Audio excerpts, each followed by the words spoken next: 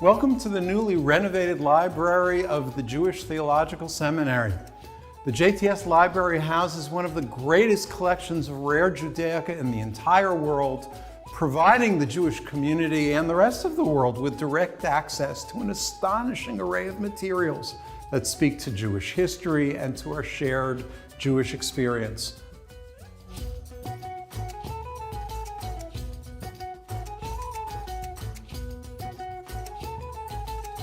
Hi, I'm David Kramer, Director of the Library here at the Jewish Theological Seminary and professor. And today we are in the Dorothy Tapper Goldman Exhibition Gallery exploring pieces on display in our special inaugural exhibit to build a new home, celebrating the Jewish wedding. What I'd like to share with you here is this work, a Karaïte Kétouba. Kétouba is, of course, a Jewish marriage contract. You may be less familiar with the term Karaïte. The Karaites were, and there are still a few around, are Jews who rejected rabbinic authority and insisted on following biblical authority and command alone. They were once quite numerous. The evidence, for example, of the Cairo Geniza of the medieval world in North Africa was that there were perhaps as many Karaites as there were rabbinic Jews, but their numbers diminished, and in later years they came to be restricted to smaller communities.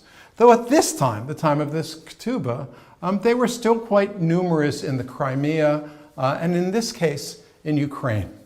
The Kétouba has some very bold and distinctive features. This Kétouba is really quite an outstanding specimen. On the one hand, it is very much influenced by rabbinic practice, despite the claim of Karaites that they resist rabbinic tradition. So if you look at the text of the Kétouba, you'll find that many of its clauses follow quite directly the clauses that you would find in a typical Jewish, that is to say, rabbinic Kétouba.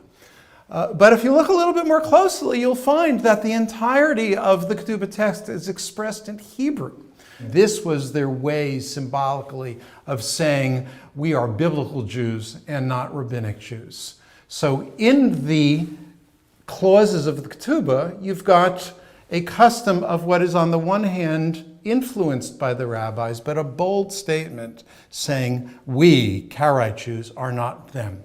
The two columns here are not altogether unusual, but in this case it's worth noting them. The text of the Kétouba is on the right, and on the left we've got the dowry. It's a long list of items and their worth that are being brought into this marriage from the bride and the bride's family for collective ownership by bride and groom, by husband and wife. What I particularly love about this Kétouba, in addition to its bold statement of who we are and we are not them, in addition to the beautiful architecture, which is clearly influenced by Islamic sources, showing the intercultural quality of the life of Karaites. I love the fact that this Kétouba comes from Ukraine, 1769. By this time, Karaites were a smaller community. They had come to be located primarily in the Crimea, in the region of the Black Sea and Ukraine. And there they found themselves side by side with the earliest of Hasidic Jews, with Jews who made their lives around the yeshiva, the great-grandparents, however many generations, of many of us who came to relocate on the shores of the United States and make our home here today.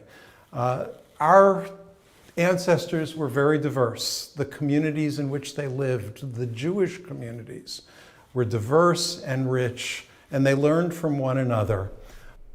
Karaites are no longer around much. There are only a few hundred left in Jerusalem.